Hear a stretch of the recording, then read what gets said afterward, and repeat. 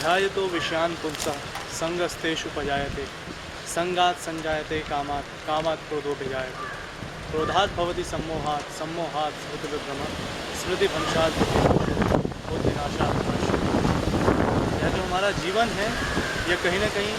ऐसी ही एक तेज़ हवा की तरह एक संग्राम का एक बहुत तेज भाव है जहाँ पर सब कुछ बहुत तेज़ी से चल रहा है। और इस जीवन में विभिन्न परिस्थितियों में विभिन्न चीज़ों के साथ जुड़ते हुए जो हमारे साथ सबसे महत्वपूर्ण चीज़ होती है वो ये होती है कि किसी भी एक वस्तु, व्यक्ति, स्थान या भाव के साथ हम जुड़ करके कहीं ना कहीं अपने को उससे जोड़ के इस हिसाब से अनुभव करते हैं कि उस चीज़ को हम हासिल करना चाहते हैं, उस चीज़ को हम पाना चाहते हैं। लेकिन जब हम उसे नहीं पा पाते तो कहीं ना कहीं हमारे मन में उस चीज़ का अवरोध होता है। जहाँ पे उस चीज़ को पाने की भावना हमारे अंदर एक ऐसी भावना को जन्म लेती है, वो चाहे वो किसी भी तरीके से हम उसे पाने का भाव करते हैं,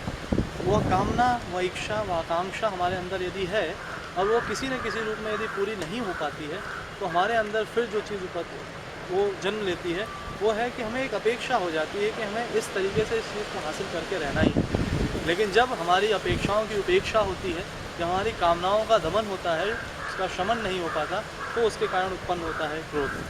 क्रोध की उत्पत्ति का ये जो मैकेनिज़्म है, ये जिस तरीके से बताया गया है, इसको दूर करने का राज भी वहीं पर छिपा है। यदि संक्षेप में हम कहें तो हम कह सकते हैं नो एक्सपेक्टेशन फ्रॉम अदर्स,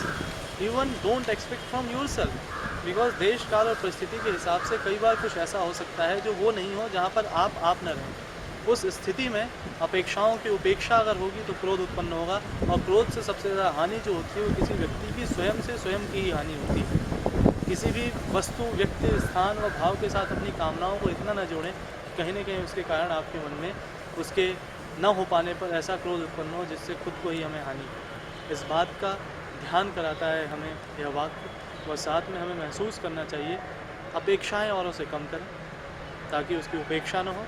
और हमारे अंदर क्रोध उत्पन्न न हो। बेहतर यही है जीवन जीने का दुनिया में राज, जहाँ पर हम दूसरों के लिए क्या कर सकते हैं, हमारा ध्यान सिर्फ उस पर होना चाहिए। दूसरों से हमें क्या चाहिए, सीधे कहिए I have no expectations from others.